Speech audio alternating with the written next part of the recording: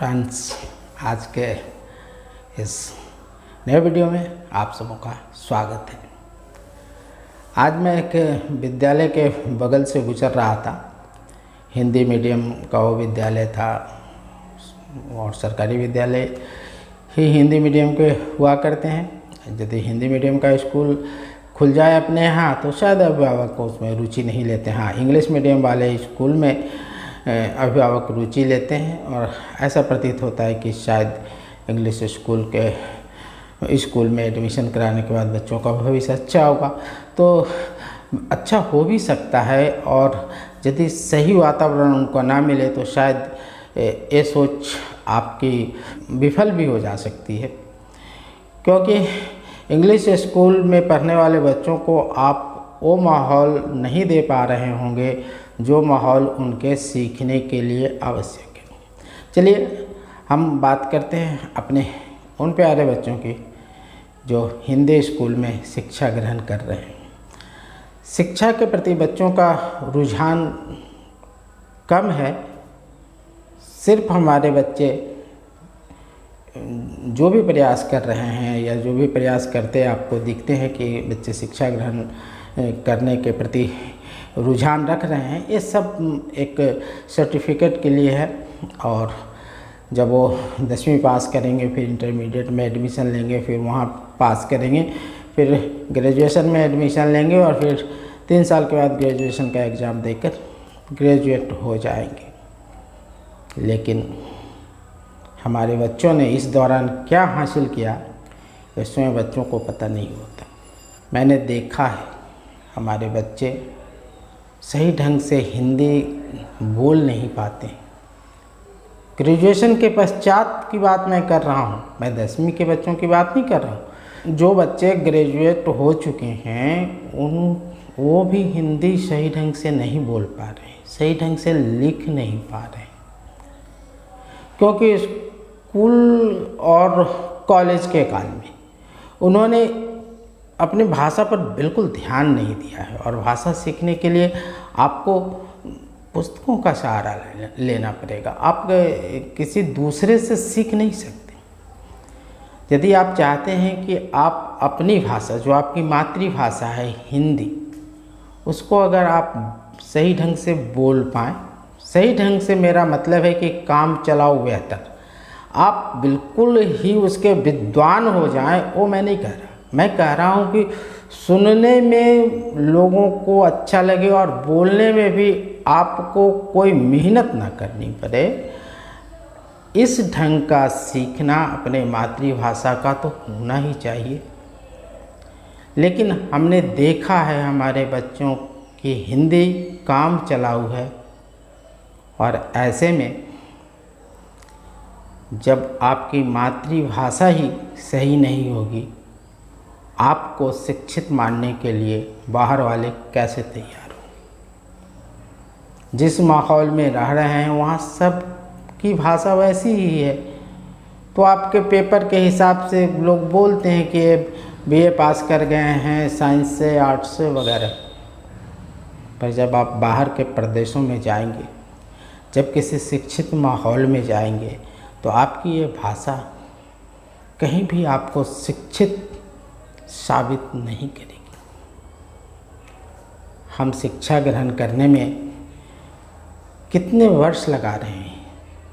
तकरीबन 15 वर्षों तक।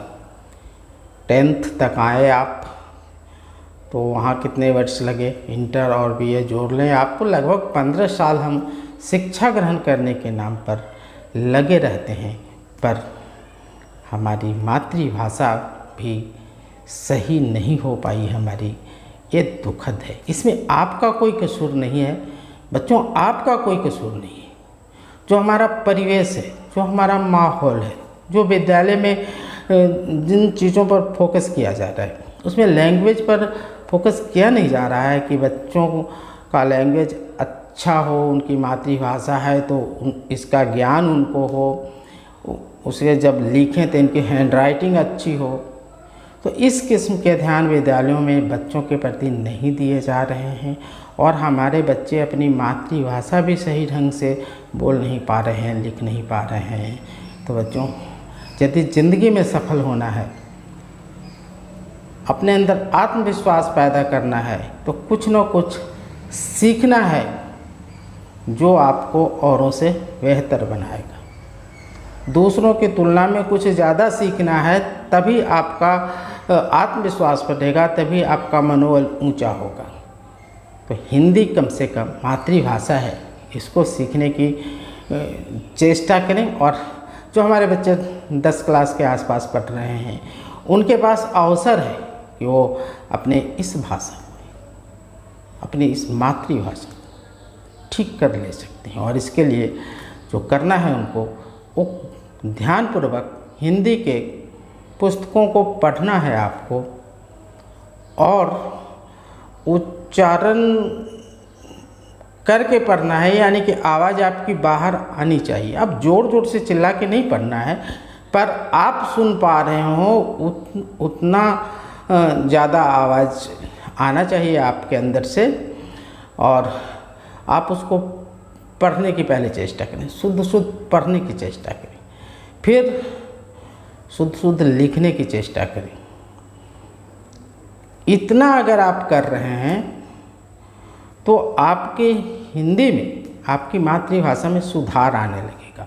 फिर जो और लोग बोल रहे हैं, जो अच्छे लोग बोल रहे हैं, आप अपने स्मार्टफोन में भी अच्छे लोगों को बोलते हुए सुने,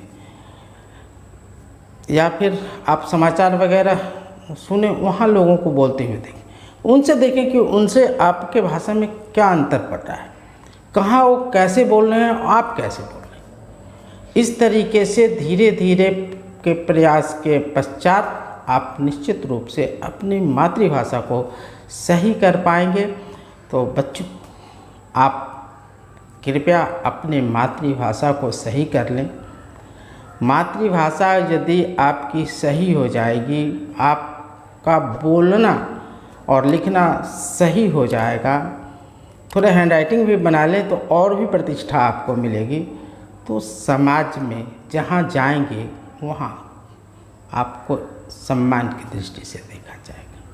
ये आपकी सही मातृभाषा जो आप बोल पाएंगे, ये आपको सम्मान दिला जाएगा, और बहुत सारे जगहों पर ये भाषा आपको सहायता पहुंचेगा। बच्चों, बहुत कठिन नहीं है, हमारी मातृभाषा है, इसको सीखना।